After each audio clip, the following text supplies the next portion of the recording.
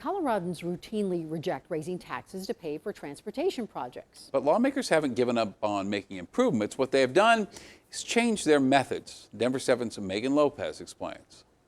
The motion for reconsideration is passed. Normally, when Colorado lawmakers want to increase costs on something, they have to go to the voters to ask permission. That's thanks to the Taxpayer Bill of Rights, or TABOR, which passed in 1992. 1 year before, in 1991, was the last time voters approved an increase to the gas tax. It's just not keeping up.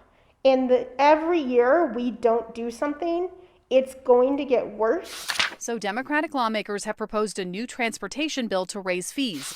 And it's all about the wording, because a fee, while similar, is different than a tax. This is a creative approach that is not a tax increase, and so we don't have to go to voters. Here's what it would mean for drivers. A new 2-cent per gallon fee for cars that would increase every 2 years until 2029. For diesel trucks, a 6-cent fee that would go up over time. Got a little tipsy and need a ride home? Car share rides like Uber and Lyft would see a 30-cent fee increase. And how about those Amazon packages or food delivery that you've gotten used to? A 25-cent fee would be tacked onto those. Electric cars and hybrids would also be asked to pay more. What we're looking at now is on average about $28 per consumer. This is a sustainable solution that's going to raise $4 billion in the next 11-year horizon.